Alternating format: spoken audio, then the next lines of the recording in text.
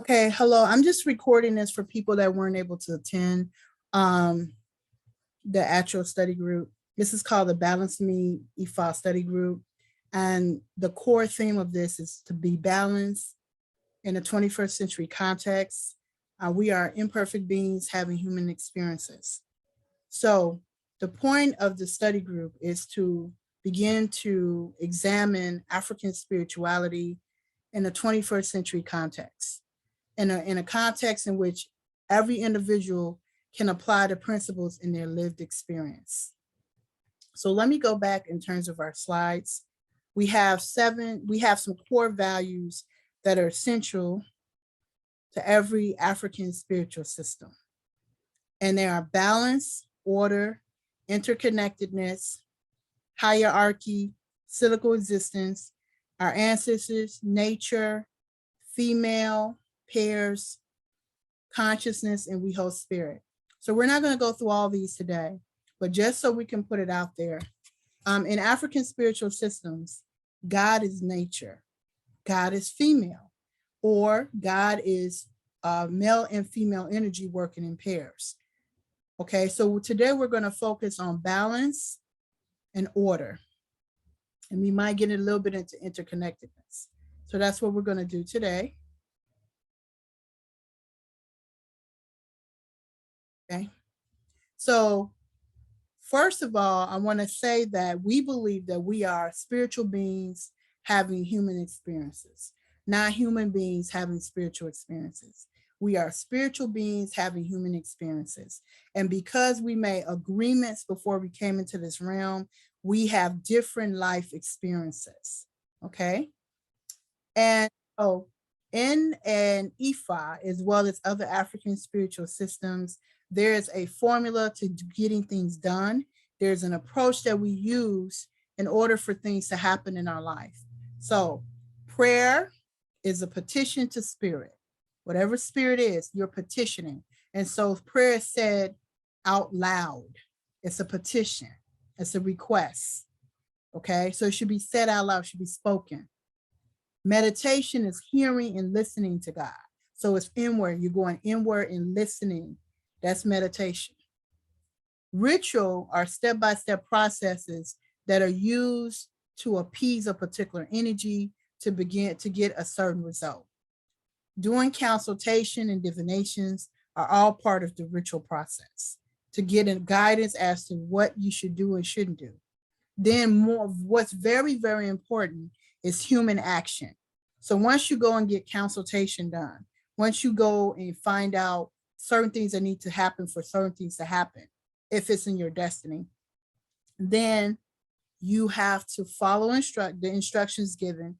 And you also yourself have to be willing to do what is requested of you for certain things to manifest in your life. Now, the goal of our existence, according to African spirituality, any spiritual system, even including Ifa and outside of Ifa, is to find our destiny, follow our destiny, and fulfill our destiny. So usually in order for that to happen, we have to do some type of consultation or divination with divinity so that we can know that we are on course in terms of our destiny. What is destiny? The reason we were created, the things that we agreed to do. All of us were always priests in previous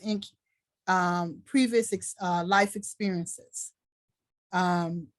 because we believe in a concept of reincarnation. Some of us were always priests. Some of us have a choice when we come into this realm to either be a priest or do something else, scientists.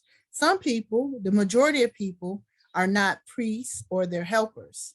The majority of people may be scientists and be doctors, lawyers, and they just follow traditional practices in terms of like communal. So if they do a harvest celebration or a reverence to ancestors, they'll participate in that.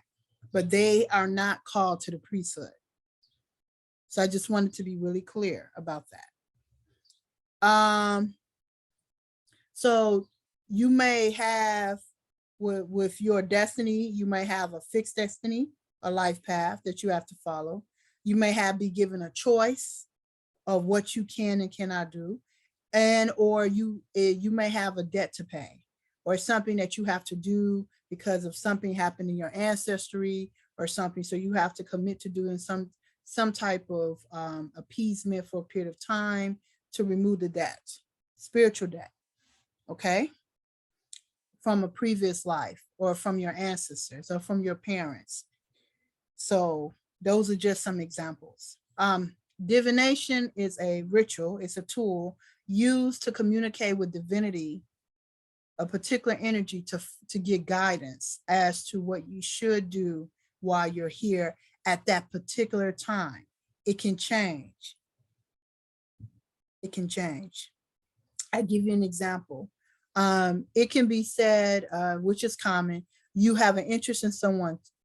You may be interested to marry someone, and you go and get a divination, a consultation done, and it may say that it's not time for you to get married. Maybe you need to focus more on your finances. Maybe you're in a situation financially. Maybe you're in an unstable living situation. You know, maybe you have children and your children are going through some things. I'm not sure, you know, those are just some examples. It may tell you to wait. And they may tell you that this person wouldn't be good for your life path. It wouldn't be good for your destiny. If you marry this person, you'll be going off your destiny. And then you have situations where, okay, well, this person might be good for your destiny if you give a particular ritual or ebo given. And that person, without you saying anything, that person has to naturally gravitate towards certain things for the marriage to work. But it's not necessarily a no. It just depends. So you have to go to a trained priest that works in a community, and they'll give you insight about your destiny and your divination and so forth. Okay. When we talk about the different principles of African spirituality, we get to the nature of existence.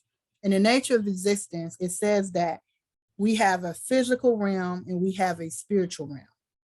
Okay, the physical realm is what we see. The spiritual realm is what we don't see, and it's broken down into different abodes or spaces. You have your ancestors are in the spiritual realm. The creator God is in the spiritual realm, and other energies exist. Whether you embrace it or not, the reality is spirituality, spirit exists, because we have air. We can't see air, but it exists. And then we have particles that make up hydrogen and oxygen and different elements that we cannot see, but it still exists. So just because you can't see it doesn't mean it doesn't exist. Okay, so then we have in the spirit realm, they talk about dreams. People have gifts. Some people they get messages through dreams, because spirit has to find a way, ancestors mostly have to find a way, or other energies, to communicate with a person if they're not open to other ways that they communicate. For example, they can communicate messages in nature. They can communicate through dreams. They can speak to you. Yes, they speak. They can speak to you. They can speak to you through a ritual ceremony. It's different things. So, but if you're not open to some of those ways, it may decide to speak to you through dreams, because that's a way of communicating with you and not having to make you feel uncomfortable, because divinity's goal is to bring you closer to spirit. It's to help you fulfill your destiny. Your ancestors are your best friends for life. They are the ones that are your best friends. Your higher self, we call it Orion and Ifa, is your guide and guardian in this realm. It guides you and it protects you. And that's why we put so much energy and weight into your Ori. It's your compass, it's your guide. You're on a ship and it's guiding you where you should go, where you shouldn't go. It protects you. But divinity doesn't impose on you. So you request for guidance and protection. Every morning when you touch your head, you're requesting for that. Okay. As I said, the spiritual realm includes the ancestors. Those are elevated beings that did a good work while they were alive, so they were elevated. And then your personal lineage, those are your ancestors. Then you have divinity or deities. Those are spirit beings they're an extension of the divine creator God. Okay. So I want to keep things simple. I don't want to complicate things. So always remember that the physical and spiritual realm are always interacting with each other. So what's so above, so below, right? So what happens in the spirit realm directly affects the physical realm. The things we do in the physical realm affect the spiritual realm. They're not separate, they're interconnected 360 degrees, and they're always interacting. When we're asleep, they're interacting. When we're awake, they're interacting. It's always interacting. Just because we can't see it with our natural eyes doesn't mean it doesn't exist. Keep that in mind. Okay. And they always are interacting to create balance in the universe. So we can always look at things spiritually, and we can look at it in a natural way. But again, African spirituality is based in science. So now we're getting back to the first principle, dealing with order and balance. There can be no good without bad. Both carry lessons for us to learn, grow, and apply. Let's say that again. There can be no good, any good, without bad. Both carry lessons for us to learn, grow, and apply. So everything that happens in life is to teach us something. Depending on how well we get the lesson, we may not need to repeat the lesson. If we don't get the lesson, we'll more than likely have to repeat the lesson. And sometimes we get so off course from our path, our destiny, that we have to come back and repeat some of the things that we experience in the next life until we get it right. So when you don't learn the lesson, you repeat it. So unlearned lessons, it create disorder, as we can see in society, and disharmony. You won't have peace of mind in your life. You won't have, for you to have peace of mind spiritually, you have to be in balance. You have to take time and reflect on life every day. Reflect on your life. How did your life go? Have an attitude of gratitude. What I'm grateful for. Don't look at what you don't have. Look at what you do have. Because we all want something more. So what keeps you humble, what keeps you grateful, is always making a reflection and taking an inventory of what we already have in our life. So what we don't learn, we have to repeat. So you want to work on balance in your life, whatever it takes to have balance. If you know you grew up in an environment that was chaotic, there was no structure, there was, craziness, then you may have to work a little harder to have balance in your life. You may have to separate yourself for a while from that environment so that you can work on yourself. So it just really depends on your situation. Again, we're applying African spiritual principles in a 21st century context. So you can pray, you can burn sage, you can do crystal, you can do all of that. That's ritual. But if you yourself don't do the inside work of working on your emotions and your mind, your mental state, those are spiritual routines. That's great, but you still have to address the trauma. You still have to address the abuse. You still have to address all those things. You can't say, okay, I'm just going to, I'm going to pray, and I'm going to burn sage, and I'm going to have crystals in my hand and meditate on my crystals. And I do that too. So I'm not saying anything's wrong with it, but I'm just saying, but if you've been traumatized, if you've been abused, if you grew up in chaos, you have to unlearn that behavior. That's a process. And that's the part where we fall short on, the human action, the part that requires us to do some work on self. If I want to lose weight, I can pray all day. I can go and do elbows and rituals, but I have to go to the gym. I have to work out. Yoga is not for losing weight. Yoga is for stretching and centering yourself. If you're grossly overweight, it's best for you to go to the gym and work out, talk to a personal trainer. Planet Fitness is $10. You can join one gym for $10. If you want a Black Card membership, it's $25. It's a process. Don't give up. Have an accountability person. That's wise counsel. Talk to the personal trainer.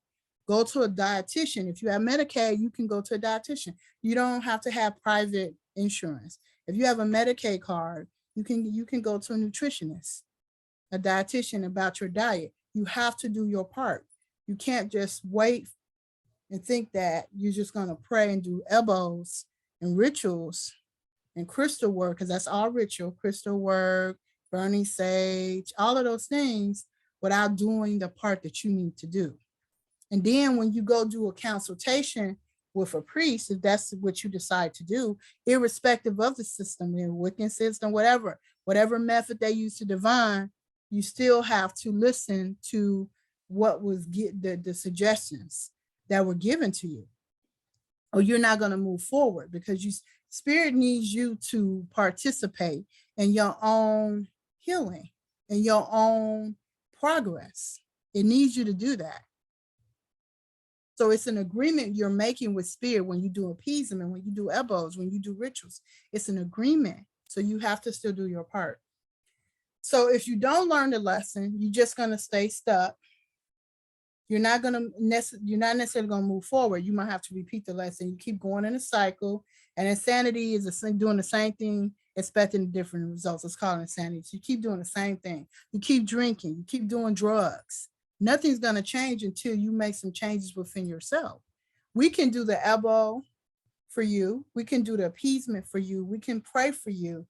As priests, they have the authority to do that, but you still have to do your part. You still have to be willing to do what is necessary to overcome that. And it may not be easy. It's not, everything is not easy. This concept that everything is going to come easy peasy, no, it's not. Everything is not. For me to go to Miami to get initiated, I had to get on an airplane. That wasn't easy for me because of what I experienced that caused me to have issues being in close spaces. I had to confront that to be initiated. And I'm gonna still confront it because I plan to travel and go different places. So I have to overcome that. Is that going to be necessarily easy? It may not be. It's not easy, but I have to do what I need to do. If I want to go from point A to point B, I have to be willing to confront fears. I have to be willing to do what is necessary to overcome the situations and the traumas that have been in my life's journey. That's all part of the process. And I can't get mad at other people because I have to do this. I have to focus on myself and do what is necessary to go beyond what I see. If I want more and I'm willing to do more, that's great. But I have to be willing to do the work. So imbalances can be corrected through ritual. So if there's some type of imbalance going on with me that needs to be addressed, it can be corrected through ritual. Balance can be maintained through ritual, because sometimes you can have a good situation, a good marriage, a good relationship, a good job, and some opposing force, we call it ajigun, okay, that manifests itself through human beings often, will come to try to throw you off course. So to prevent that from happening, or to minimize that from happening, we do ritual. Ritual equals action steps done in the seen to gain desired outcomes from the unseen. Again, the seen and unseen are constantly interacting. So we have to be willing to do the rituals, the prayers, and in our personal human action. So that's all I wanted to really talk about today. If you have any questions, I plan on posting this particular video on YouTube, on my Revolutionary Motherhood YouTube page. And you can also want to get the book called Spirit is Eternal from Ancestral Voices. They're based in the UK. And the first chapter is free, and I'm coming straight out their book. I'm just creating slides. Okay, nothing's hidden. You should fact check everything else. And some of the things I say are maybe a few chapters ahead, but my goal of the Balanced Me File Study Group is to present African spiritual concepts in a 21st century context and to help people. So if you're looking for something to help you to change your life, that's what we're about. I'm not charging you for the study group. I'm not, because some of the things I experienced, some of the things I'm sharing with you now because I've experienced personally. And I'm sharing with you what I know works because I look at my life. For the last 12 years, I've been a practitioner of African spirituality. I wasn't initiated until last year. But prior to that, I was someone that was studying and learning. So I bid you peace. I want you to be happy. I want you to fulfill your destiny. Okay. If you have any questions, you can always reach out to me on my link tree is Revolutionary Mothers. That's my link tree. And again, I wish you all the best in your life's journey. And I pray that the divine guides you to your purpose in this life. It's not your purpose to be on drugs or alcohol. It's not your purpose to be constantly having children out of wedlock and not be married. That's not what we were created for. If it happens, fine. But I need you to know that there's a husband out there for you. There's a wife out there for you. There's joy and happiness out there for you. You don't have to live in misery. And I know this information I'm sharing is not common knowledge because a lot of people don't share this type of information. Maybe they don't share it in the context that I do. But always remember, everything you do is based on your intentions. Everything. Because what motivates you? Is it motivation to come into African spirituality to get titles? Or is it to actually learn how you can connect with other human beings? That's what it's about in a healthy way and where you have peace of mind. You know, sometimes people have so much chaos in their life that they think, my mentor once told me, God's peace is boredom. They're so used to chaos that when they have peace, when God restores them to sanity and gives them peace in their life, they think it's boredom. It's not boredom. You just have to change the way you live your life. Okay, be blessed.